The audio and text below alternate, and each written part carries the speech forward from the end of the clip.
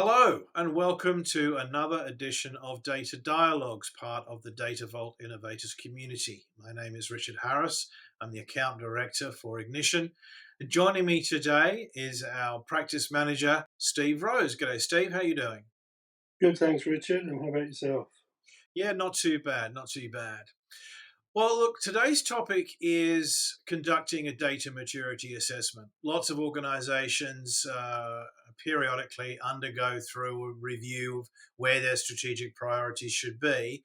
And in response to that, we've created a service that we provide into the marketplace. So we thought it'd be a good idea today to just check in with yourself to understand a little bit more about what the review is. As I often explain to people, in this day and age, we know the expression "there's more than one ways to skin a cat," but quite often, a lot of the challenges that organisations face is, well, which cat should they skin first? There are so many priorities, and of course, that's how I position where the data maturity assessment comes in. So I might start off by Steve by asking you probably the most obvious question, like what is really the objective of a data maturity assessment? Thank you, Richard. So, the data maturity assessment is aimed to provide organisations with a baseline understanding of the maturity of their data management and governance practices. Um, the aim of good data management and data governance practices is to ensure that you're leveraging the best value of your data that you have. On that journey, you need to know where's your starting point. So ultimately, that's the aim of the data maturity assessment, to give you that starting point. Excellent. So when we talk about what we're trying to achieve, you're saying positioning this as a look at how well an organization is basically utilizing another one of its assets, in this case data, maximizing it for insight for opportunities, or indeed lowering operational costs. That seems like a fairly logical starting point, and obviously, yeah, understanding where they want to go. So who would benefit most from doing a maturity review? Look, that's also a good question. And I think that there's not really, I mean, any organisation would benefit from having a data maturity assessment. If we think about the opposite ends of a maturity scale, so you have an organisation that might be at the lower end of the maturity scale, then they get the benefit of expert, experienced advice on how to further mature their data management practices and how to leverage and unlock the potential of their data. If they're at the other end of the scale where they're quite mature and they've had data management and data governance practices in place for quite some time, then the data maturity assessment provides independent expert validation, if you like, of the practices that they've put in place, giving senior executives comfort that the money that's been invested in that has been well spent. Yeah, I remember back in my career, I had a very enlightening conversation with a CMO who pointed out that she and her team were so embedded or down in the foxhole, as she put it, on a daily basis. They never really had a chance to look above the parapet and see what was happening in the future. What was best practice, and she relied very heavily on third parties who focus on a very specific niche area of capability, and then relied upon them to keep her up to date on what happens. And it sounds like this is exactly the same thing.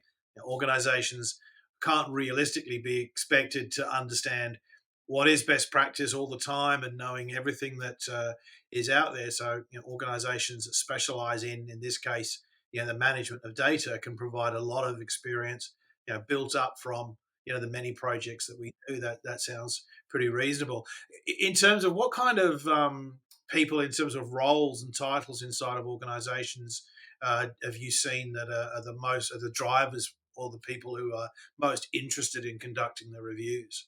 Um, I'd have to say that uh, data data is one of those things in an organization where the vast majority of the attention it gets is at a micro level, not at a macro level. And impact of that is that it's an organic evolution if you think about data and how it's used and leveraged by the organisation. And it's not until I find that it's not until that it doesn't strategically support the organisation's objectives is typically when you first hear about it. When data is being observed more as a cost rather than a benefit. That and the people that make those sorts of the types of people that make those observations tend to be more the senior execs and the people that are accountable for supporting the development of organisational strategy. Very rarely do you hear about it at the coalface because generally that is very transactional, not very strategic, and quite often those sorts of issues can be resolved by having person A talking to person B. But we don't think about data at a macro level in terms of my data landscape. Does it support not only operationally, but does it support us strategically? And so that's typically the sorts of people that we would hear it from. Yeah, that makes a lot of sense. I know we recorded one of these data dialogues on the subject of the highest paid person's opinion. And it sounds like that resonates here as well. You've got this disparity between the people who are the executive leadership team who might look at the balance sheet and say, well, how much are we spending on managing data without fully appreciating the complexities, but probably the benefits that they could get from effective data management, as you say, particularly if they start treating it as an asset to be nurtured and managed in that way. So when you are approaching a review, you mentioned there were some likenesses in the past to to physical data assets. What is covered in the review? What are we looking for when trying to understand a company's current levels of data maturity and ideally where they should be? Oh, that's a good question. I guess the first thing that I would look for is sentiment of the business, because that's usually the first sort of thing that you hear that leads you to think, yeah, there's some issues here. And that sentiment we usually capture through a survey of some key stakeholders within the business, and typically it comes back with, that data doesn't have the trust of the business, or various other bits and pieces, or reports take too long to produce. You often find that the symptoms of a problem actually tell you a lot about what the problem actually is. Another thing that we look for as well is, does the organisation already have data governance in place? Do they have a data governance committee or forum or something like that that has overall accountability for data within the organisation? Another good thing to look for as well is enterprise architecture. There's data and how it moves about has a straight direct correlation, with the architecture, the system architecture, and infrastructure of the business. All the other areas, predominantly, such as the operational aspects, the DevOps, tooling, and all that sort of stuff, that's the stuff that sort of tends to fall out in the discussions that you have and interviews that you have with people. You sort of tease out these finer details, but at a very high level, I would say sentiment of the business, definitely number one. I would say, do they have a data governance forum, which sort of tells you that they have some understanding of what data management should be. And then the other one I would say is enterprise architecture. Yeah, Yeah. those are the three areas I would say. What about the skills and capabilities of the team that are managing and even like downstream the business users? Are we looking at their understanding of data and how to use it? That's a really good question, and I think when we think about a physical asset that can suffer, degrade over time through wind, rain, or Mm. mechanical use or whatever, we we can think about that same degradation occurring in data, but through people and processes. Right. So the more people you have, the more processes you have, the more likely, or the more opportunity rather, there is for data to degrade. And culture is certainly one of those areas where it is very uh, can be very challenging because quite often data management is seen as not adding direct business value to a person when they're undertaking a business process or even a department necessarily.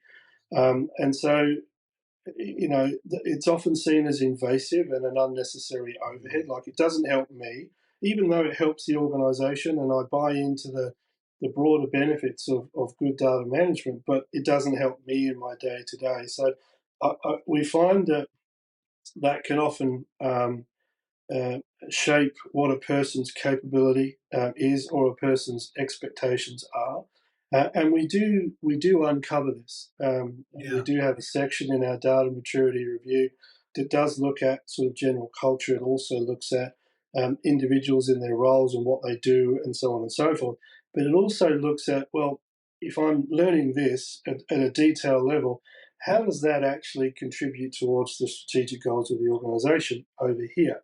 So it's not just does person A know what he needs to do, know how he needs to do it, and is he doing that in a way that is consistent with good data management practice? But is what he's doing actually relevant for what we're doing, what we need to do strategically over here? Because sometimes that translation can be lost as well. yeah. So yeah, hopefully that answers the question. Which it does, and it's interesting because you talked about governance and do they have a governance structure? And I know that from my observations, over the recent years, governance has almost been considered a dirty word, and I think people were putting it in the too hard basket.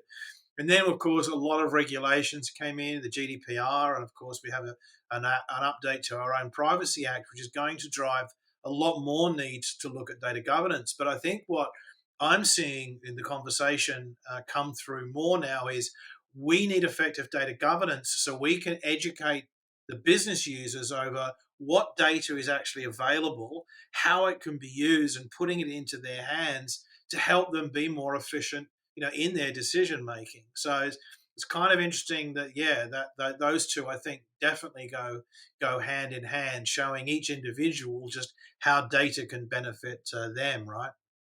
Yeah, I would, yes, agreed. I would say that data governance is an organisational wide capability. It's Yeah, often perceived, as an IT capability, but it is in fact a whole of organisation. If you fulfil a role using some sort of a computer or you input data or whatever, then you are an actor in the life cycle of a piece of data, right?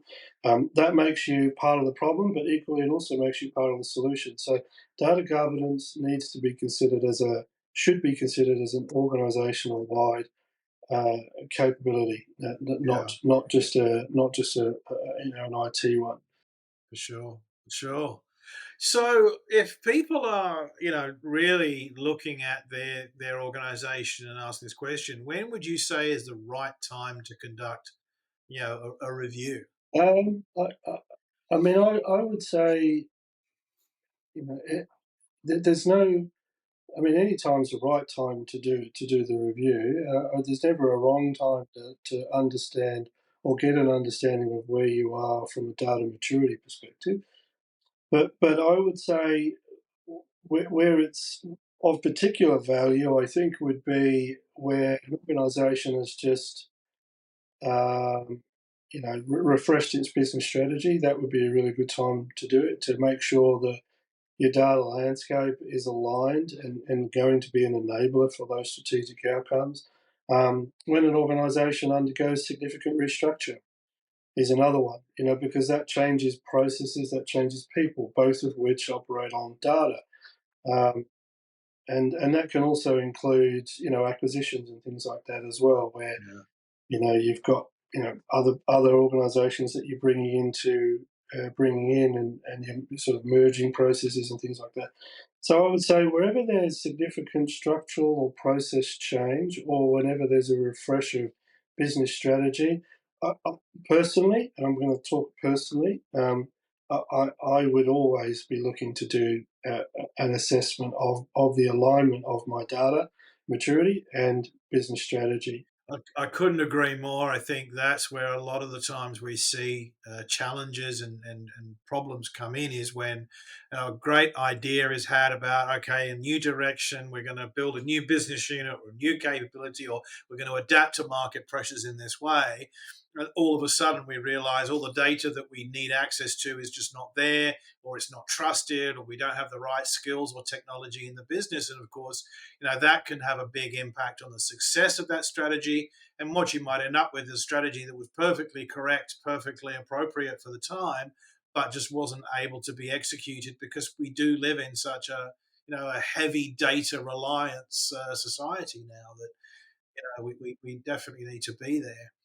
So look, so someone's obviously thinking about doing a review. What are they going to get in their hands at the end of a review? What's the output that we tend to want to give people? Well, we do provide a report that does provide at summary level for the execs, but also goes into a lot of detail. It's got the results of the survey, some key findings, some key themes, and then a set of recommendations that are rated, a roadmap, a remediation roadmap to support with operational planning, and some key dependencies. It's we found that you're going to put a roadmap in front of a client. Does the client in fact have those dependencies in place to be able to enact that roadmap? We also provide that detail as well, and any key risks that we see. And as you mentioned earlier on, culture is definitely Yeah. overcoming that misconception that good data management is an overhead uh, and invasive. When actually the truth of it is that if we think about data governance and stewardship functions that are already happening in the organisation today. If person A is sending person B data and there's something wrong with it, person B will talk to person A to get it resolved. Just because it's not formalised doesn't mean that these activities are happening, because in our experience, the organisation couldn't function without data stewardship activities actually happening. It's just because they're not formalised. So we shouldn't really be looking at it as though it's an extra thing that people need to do, because it's typically part of what people are doing already. So yeah. Anyway, that's and well, yeah, we provide a presentation as well, and we get feedback and all that sort of stuff. So it's pretty good, So this pretty would be good. a tool that someone could really absorb in and then start mapping out. Going back to that business strategy, if there needs to be changes in culture or training or investment in technology, they now Correct. have a roadmap for understanding what's needed and why, whether it be a risk reduction or an opportunity they could Yeah, exploit. exactly. Yeah, yeah, fair Yeah, enough. exactly. So, look, probably the most common question I get is, well, what do you see when you've done these reviews? Are there common challenges or common themes that you have seen from conducting these reviews that might be useful to our audience? Um, yeah, I'd probably say the most common ones are that we see are bridging between silos. We tend to find as being, if you go, especially if you go to large organisations, you can find that the operating model kind of supports quite a siloed environment, and not necessarily that's a bad business model, but it's bad for data management and data governance.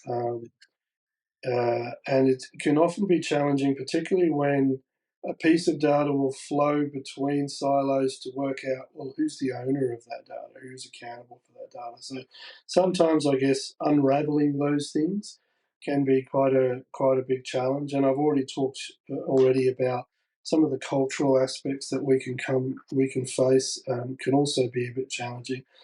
But I guess, I spoke to a client recently, and I said to the client, I said, look, the data governance issues that you have are a well trodden path in terms of how to remediate them, from a technology and from a process perspective.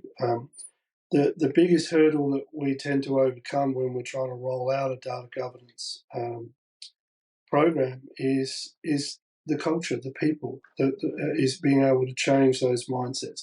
So change management is a significant aspect of any data governance program that you put in place. Yeah, I can see that. Look, a large part of over my career has been looking at that challenge of the skills gap that we see time and time again. We're having a much greater focus than ever on use of data, people who understand how to manage it, and businesses are in, business have a high demand for those skills.